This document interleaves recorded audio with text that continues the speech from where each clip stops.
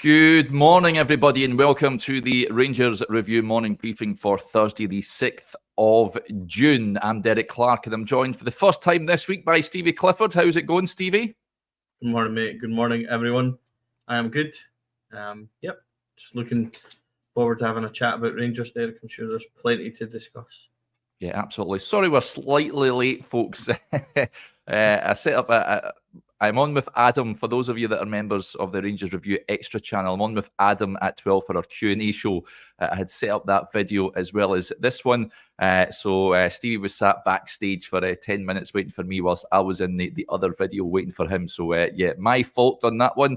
So apologies for the slight delay in coming live. But here we go. Lots to talk about. Before we do that, just a quick word for our podcast sponsors, MPH Spoilers. As you all know, they're opening up a Dunfermline showroom. They're having a Vegas-themed opening weekend next month between the 14th and the 16th of June. You can win a number of prizes, including money off boiler services. They've also got some big prize on offer as well. If you land on zero, you can win an all-expenses-paid trip to Trump Tower in Vegas, no less. The all-important link is in the description below.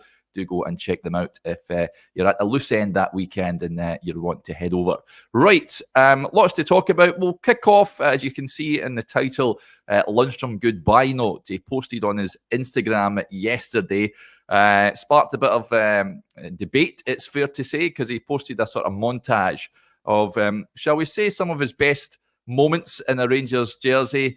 But weirdly, there was that red card tackle he got at Parkhead in there as well. I'll read you what he had to say as well. He said, "It's with a heavy heart I say goodbye to the place I fell in love with at Rangers FC. I didn't know when I walked through the doors of a place I had no connection to, that 3 years it would have touched me like it has. It's well and truly gripped me, and now I'll never be able to stay away. After some amazing highs of the 2 cup wins, qualifying for the Champions League and the unforgettable Europa League final run, and other amazing nights, days and memories, it will always pain me that I didn't achieve what I came up here to do and win a league title, but I am extremely proud knowing I gave it absolutely everything I could every single day. So thank you to Stephen, Gio, Michael and Philippe.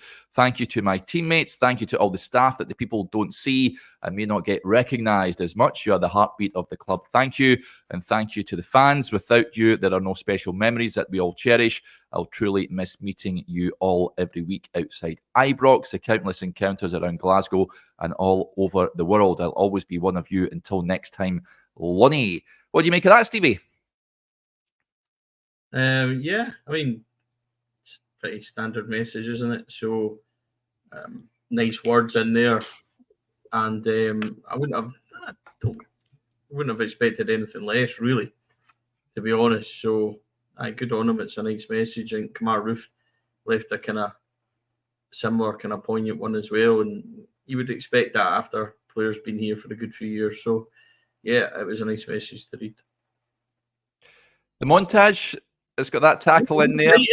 I'm not biting. I'm not having it. So you all know what I would think about the montage and about the tackle and stuff like that. And I know that people would expect a reaction from me, but to be honest, I don't think Lunny makes these things. I don't think he probably even looked at it. As far as I'm aware, John barely opens his laptop, so I wouldn't read too much into it. It's more a case for me of thanks, John. It was the right time for everyone. Shake your hand and wish you all the best in the future. So I don't have any ills to wish him, Derek. I am glad that he was one of the ones that are moving on, because I don't think he was what we needed. So that's only a personal opinion, but he gave us some unbelievable highs. But I just think the time's right for change throughout the club, and he was one of the ones. So it is what it is.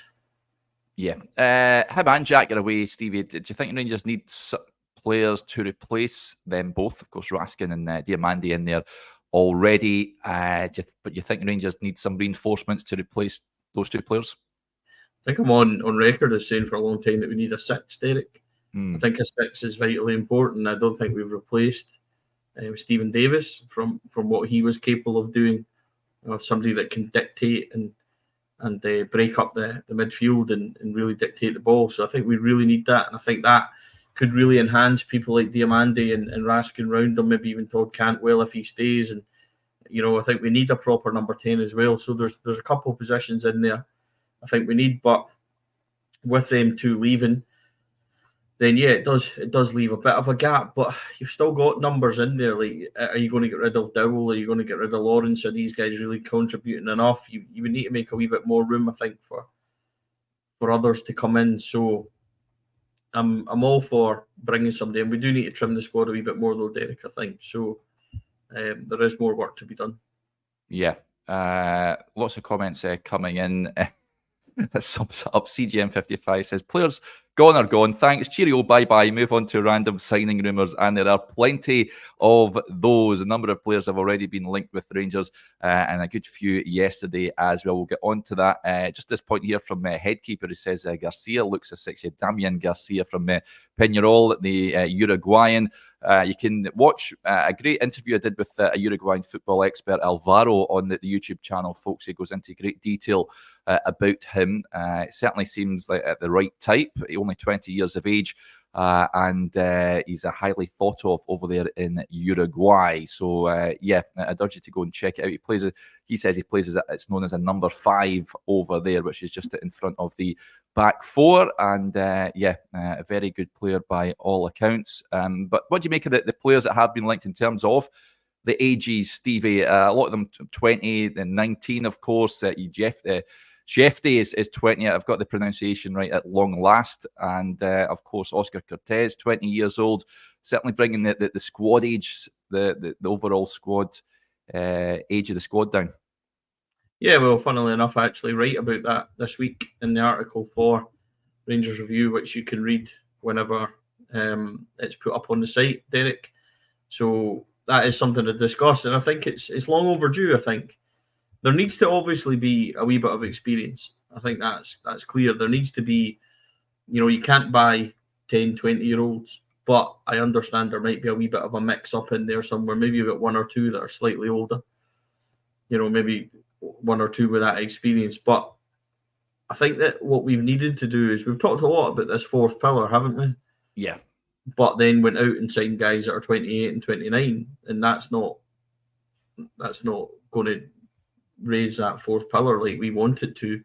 What we're going to have to do, and what the strategy seems to be, is that we sign young boys like this, like Hefty, like Cortez, like Diamande, and we hope to enhance them, just like we've done with guys in the past. Like, even you go way back to Giovanni Van Bronckhorst coming in for the best part of £4 million, and then you're selling him for 9 or 10.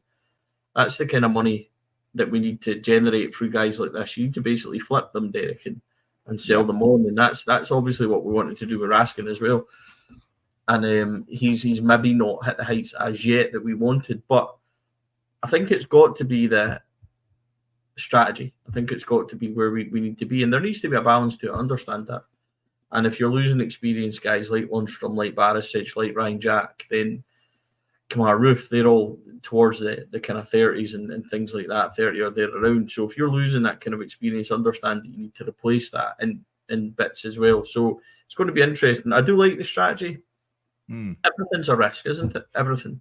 Yeah. So, but I think you've got more chance of, if you're paying for Cortez, of turning him around than you have of somebody in their late 20s, for sure anyway. So the name's been linked. The boy Garcia that you spoke about a minute ago, Uruguay, he's obviously been part of the under-20 team for Uruguay that won a World Cup and things like that. And and the bits I've read about him, and I can't pretend to be an expert, like I can't, but is he good in Football Manager? Yeah, he is. What I've researched and kind of looked up as well, Derek, is that he is the kind of defensive midfielder that we're looking for. Yeah. And I think it's no surprise that our midfield, as it began to get so many injuries and we lost those players in there, the defence looked a lot weaker as well, because there was no protection from them. And yeah, they were making mistakes, but it was pretty much easy to run through them, especially in the bigger games. How many times did we see, and I don't like to talk about it, if you look at those Celtic games, how many times did Scales and things carry that ball and just waltz straight through our midfield, and there was no legs in there or nobody to stop them? So I think that structurally, I think a number 6 or even a number 5, as they call it, if he was to come in, somebody like that, I think that would be a very promising acquisition. So he is one actually that I'm looking forward to. You said about names and who potentially we could go and get. He would be one that I was looking forward to if we could go and get him and if there was something in that link. So he's definitely an interesting one. And it's that, I think there's some key positions, Derek, this summer that we have to get right. And I think that position, defensive midfield, number 6, is exactly one of them, because I think it then allows others to flourish. And it's the spine of the team. I think we lack a real proper spine of the team as well. So if you get your 6, 10, 9 positions sorted, I think other things can fall into place quite quickly. So Garcia, yeah, definitely one in the right age bracket and the right kind of strategy and things that I'm looking for. Yeah, another player that was linked you'd have seen yesterday is he's coming from Sky over in Germany, the Bayern Munich winger, Yusuf Kabadayi. He's a German under-20 international, spent the last 2 seasons on loan at Schalke. They were interested in exercising their option to buy. However, the overall package said to be too expensive. Bayern open to a direct sale, another loan with an option to buy, or a loan with a new contract at Bayern, apparently. Rangers, St. Pauli, who just get promoted to the Bundesliga this last season, and Lecce from Italy, also believed to be keeping tabs on him. Again, another sort of left winger type. Looks like despite Cortez coming in, Rangers are still looking at that area of the pitch. Again, not someone I'm acutely aware of, Stevie. Incidentally, we're going to speak to a German football expert tomorrow on Kabadayi. Will give us a bit of a flavour as to what we can expect if he's to pitch up at Ibrox. Is he good in Football Manager? Yeah, funnily enough. Do you know what I like about it, Derek, is that, again, it's like we need wingers. Like, how often have we spoken about wingers? And I asked Joshua, and Adam actually commented on it as well, that what are these apparent links to players telling you? When we had signed, obviously, Hefty and Cortez and things at weekend, I says, boys, what, this was on social media as well, it says, what does this tell you about what Clement's trying to do? And they came up with the same kind of answer that I was thinking in my head, but it was that this team needs athleticism, it needs kind of pace in it, it needs young, energetic kind of figures that. And I've watched Rangers for the last couple of years, and I can't help but think, I've said it to you quite a lot, Derek, that it's been dull. There's been no excitement in it. There's been no energy, and I think we've lacked that. You know, even at times where we've played well and we've done well, you don't have those kind of explosive players that you're looking for. You know, when somebody gets the ball, when Ryan Kent first came in, when you used to be on the edge of your seat and stuff like that, like what's he going to do, and things like that. And I just think that if you're adding a few wingers, it doesn't surprise me. See, Cortez, if he's going to play in the left and they've signed him permanently, albeit I understand it's a year loan, then permanent. So I get that. But he's here for the foreseeable, isn't he? So if you're going to get a backup to him, like somebody on loan, and this boy makes sense because we should have good relations with Bayern, considering we turned around Malik Tillman for them and, you know, kind of enhanced his reputation, and they've sold him on for £12.5 million, which benefited us as well, fantastically. But they should surely be looking at that. And I would think if Rangers were to go knock on the door and say, look, we could give this guy a platform for a loan, they would look at that kind of favourably, because they would be looking at what we did with Tillman. This is a good place for this boy to go and flourish. We can potentially, you know, give him that platform, and Rangers would be a good move for him. So it makes sense for me if we're looking for a left winger that maybe it'll pick up somebody on loan to back up Cortez and kind of play on that side. So if you look at the guys that we brought in so far, just as James is saying there, like Hefty's very good at sizing his opponent up one by one and then bursting past them. There's lots of clips of him doing that. Diamandi's got a good turn of pace where he can take the ball in tight areas and dribble away. We've seen that Hearts in the semi-final, Celtic in the final, he's done it a few times as well.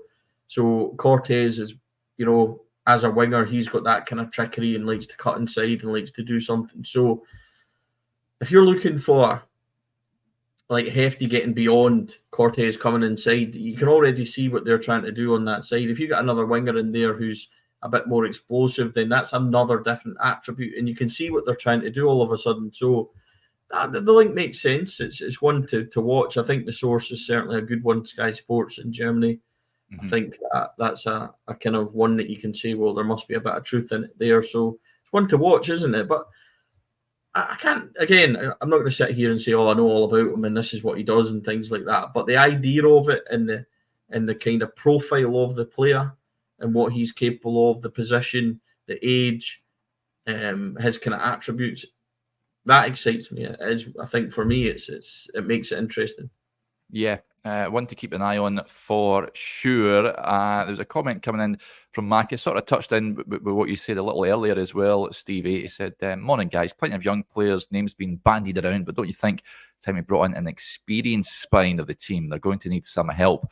And Michael Halloran with it, the famous Alan Hansen quote, you can't do anything with kids. Yeah, it certainly has to be a mix. I seen yesterday, and it was put to me a week or so ago that Kenny McLean would be a good signing for Rangers this summer. I see it sparked a bit of debate on social media yesterday. Got to say, it would not be opposed to seeing Kenny McLean at Rangers. I think it's an easy link given his Rangers supporting background. I think he's a good player, did well for Norwich last season as well. I think he's still under contract there until 2026, if I'm not mistaken, so Rangers would have to pay a bit of money to acquire his services. I said yesterday, I came in, got a bit of heat for it, Stevie, when I touched on Stuart Armstrong being released by Southampton. Also a decent player. There's a couple of clubs down south interested in taking him. But in terms of experience, Rangers, of course, signed up Leon Balogun, but they need some older heads in there, do you think? Derek, I'm still laughing at the poster that came up called Michael Halloran. My heart was like, oh my gosh.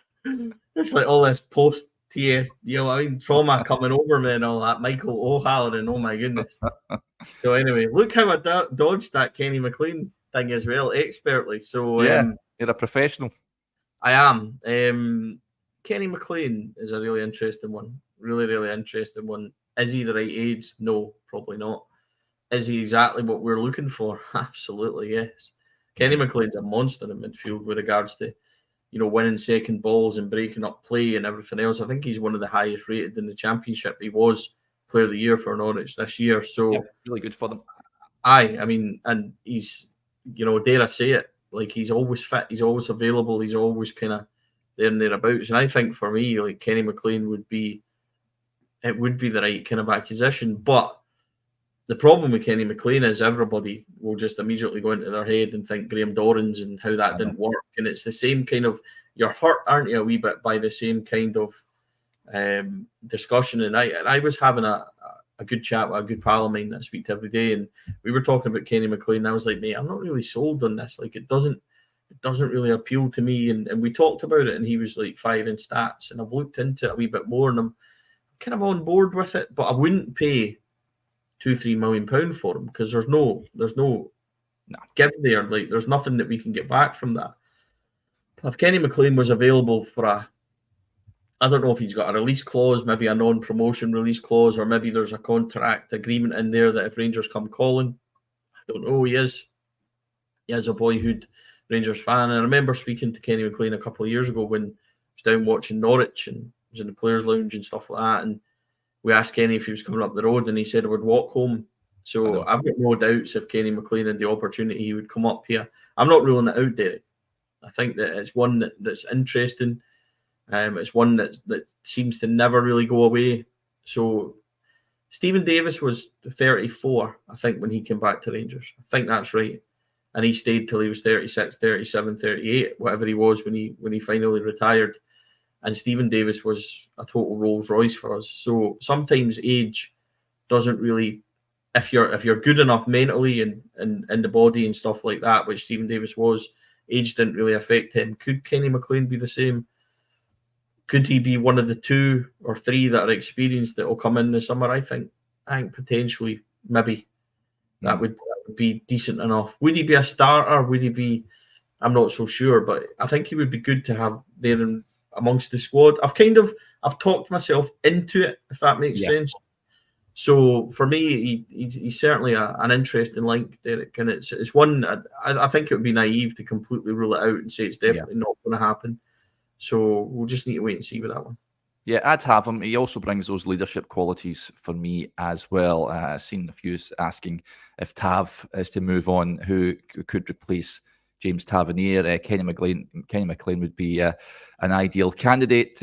Jack Butland, of course, still in the building at this moment in time, would be another one. I know some people don't like goalkeepers being captains, but I have no qualms with Butland getting the captaincy if a change was to occur. But certainly one to keep an eye on. Any other apart from the obvious ones we've talked about at length, Stevie, the young boys that are playing in the Premiership, any other experienced heads that you think could do a job at Rangers? Scottish wise, was that what you were going to ask? Are you trying to get me to comment on Stuart Armstrong, are you? Derek, that's you. Like, you're going to sink on that one by yourself, my man. But it's a small pond, just experienced pros then. I think I would be really surprised if Stuart Armstrong would. Yeah, me too. Even contemplate a move up to Rangers given his kind of past. Is he a good player? Yeah, I think he absolutely is a good player. Can he score goals and get good numbers for you? I think he could. Could he do well for us in the Premiership? Yeah, I think he could. So I understand why you're saying it. I understand why he would tick a lot of boxes. I think he would easily find another club down south and get the kind of money he's looking for. So I don't see that as being viable. I'm not sure he would be interested either. So I think that kind of rules that one out. Any more experienced players for Scotland-wise? No, I'm not sure any really spring to mind. Liam Kelly, obviously, as a goalkeeper-wise, we're sniffing about him. Is that done? Is that really down the line? I think we'll find that out soon. So, I don't know. I mean, Kenny McLean, I don't think so. Derek, like, off the top of my head, I can't really think. I mean, the Scotland players that you really, really want are probably out your reach, aren't they? So, yeah. I'm not sure that we could get, certain midfielders from Brighton or stuff like that. So that would be the dream come true. But unfortunately, I don't think we've got the capability to kind of fish in the pool for Scotland too much experience-wise in the SPL. I'm not sure. You're still looking at guys. You're still thinking about Connor Barron and stuff like that, aren't you? You're still looking at these kind of guys as the ones to come in or potentially you would hope we were looking at. But I'm interested to see where the club are going to take it more than what I think where we're going to go. An interesting point here from Ross, and I think this lad should be in with a shout to getting a Scotland call-up given the injury situation there at the moment. He says, never understood why we've never looked at Ryan Gold. Seems to be tearing it up abroad. Of course, he plays in the MLS and doing very well over there as well. I remember when he was coming through the ranks at Dundee United, he was considered a real bright prospect, and then he sort of had a left field move to Portugal, didn't he? Went over and played for Sporting Lisbon, I think he went to, and then had a couple of loan spells, if I'm not mistaken, and then went over to the MLS. Ryan Gold, though, Stevie, good player for you? Football Manager legend, Ryan Gold. Like, people that'll know, that have played and know that you need to get homegrown players and all that. If you get him, he is really, really good. I've never really understood why he's been overlooked and not even at least in camps and squads and stuff like that. So I don't know if there's something that we don't see. Again, can't talk about him like we know everything about him, because it's not like there's, he's right live on our telly every week kind of thing. But it's out of sight, out of mind a bit for him, is it not? I think that's probably the best way to describe it. So again, at Dundee United, he looked really good, got that move to Portugal, and then I am not sure if his career path is kind of taking him into the limelight where he needs to be, possibly, but definitely a good player. Definitely somebody that, if we were to be linked with him and he would be coming to Rangers, I would be all right with that. I would think that would be a good kind of move to make, because he's somebody that's exciting, tricky and stuff like that. But again, I'm saying that based on not having seen him recently, so interesting one. Yep, I think he certainly deserves a Scotland call-up. There's no doubt about it, especially given the injury situation there at this moment in time. William says that Dundee United with Gold, Armstrong and Mackay, Stephen McNamara as the managers to play us off the park. That's when the Rangers were in a different world than where they are now. But remember, they had Andy Robertson as well at that point, remember? Derek, they had Emerson Kabadayi and Ross Perry at the back. Me and you could have played Rangers off the park. So I get what the boy's saying, but let's not. This is a Rangers show. Like, you want to come on talk about Jackie McNamara and that. Like, probably going to do it elsewhere, I would think. But I mean, it's not like, Ian Black Nicky Law, Emerson. Don't, Stevie. Perry, Enough. Steve Simpson in goal and stuff like that. Derek, me and you could have got a hat trick. Josh would have crossed them in. You know what I mean? Johnny would have kept a clean sheet against that team, and that's Johnny. So let's move on quickly. Yeah. This is a good question from James. He says, we sort of touched on it. I think we touched on it yesterday, if not the day before. Do you think Bailey Rice will be given some chances next season? Potentially better than Watson and Lennon.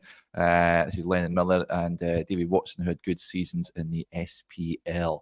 I think it was Josh I was on with. I said I was slightly surprised we haven't seen more of him. I think we spoke about him probably this time last year, Stevie, after he was given his sort of first team debut, and we're all excited about seeing more of him. It hasn't quite happened for him. Do you expect to see him feature more next season, perhaps? A couple of things on Bailey Rice. Bailey Rice has been injured on and off for the best part of God knows how long. Interesting to see the manager on the run-in, and he was talking about people that were injured, included Bailey Rice in that, which I thought was interesting because he's never really spoke about him before. He certainly never really used him. On James's point, I'm not sure there's anything to back up that he's potentially better than Watson and Lennon.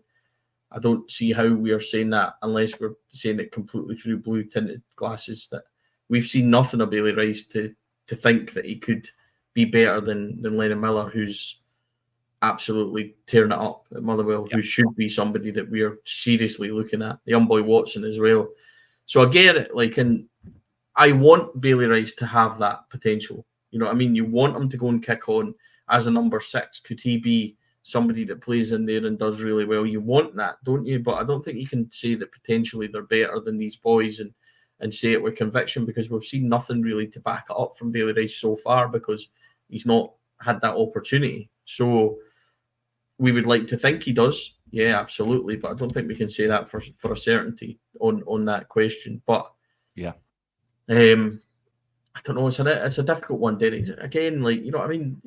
The amount of boys that are good between 15 and 18 and never quite get there is really huge high, jump, isn't it? It's a massive jump. And I think Bailey Rice, I think it's a huge season for Bailey Rice, just as a huge season for Zach Lovelace and stuff like that. So I think if these boys are going to kick on, you're probably going to get a chance under Clement this year. Could Bailey Rice be back up to a proper number 6? Yeah, I think he possibly could, but it's not based on anything we've seen. It's based on hope, isn't it? It's certainly not on potential of. It's on the fact that we think he might be good and we hope he might be good, but we've not properly seen it yet.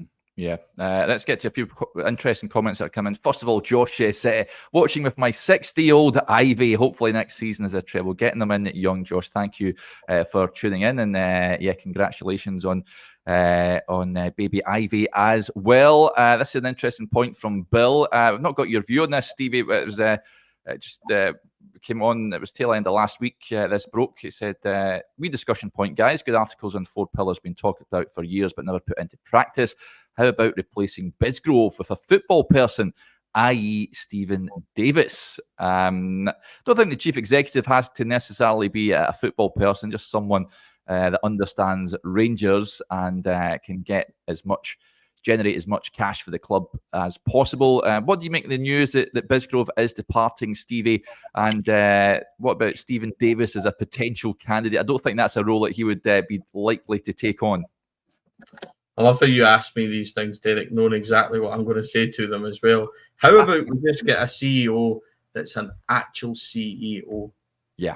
You know what I mean? Somebody that knows how to do the job, somebody that's qualified to do the job, somebody that's aware of what's required and can actually run a business and be able to put Rangers forward in the best way. Stephen Davis is not qualified to do that position. No. I can see the thinking behind it. You would want Stephen Davis to go and be a coach, wouldn't you?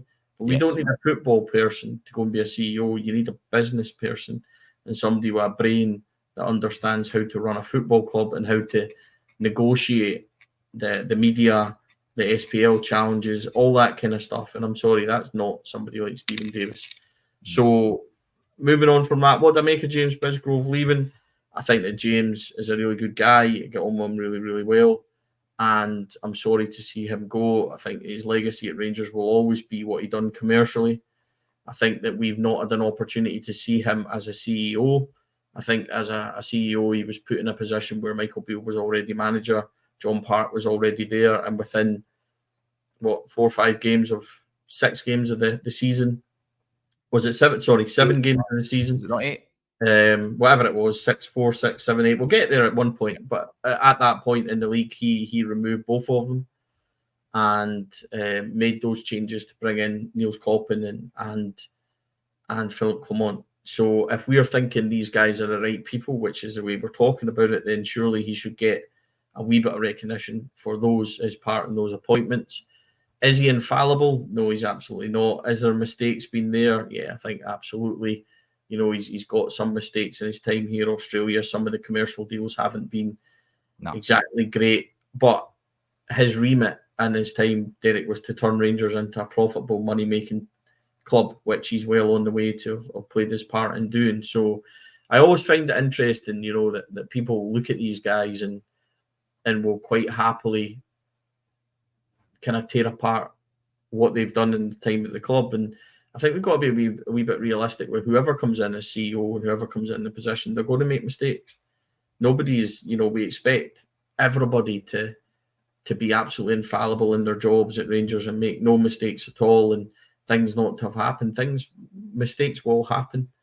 It's just about, you know, making sure they're not catastrophic ones. And I think that, you know, James in his time at Rangers can look back on it and say that he's taken the commercial side and, you know, more or less managed to get income up to almost touching £40 million before he's went and moved into CEO positions.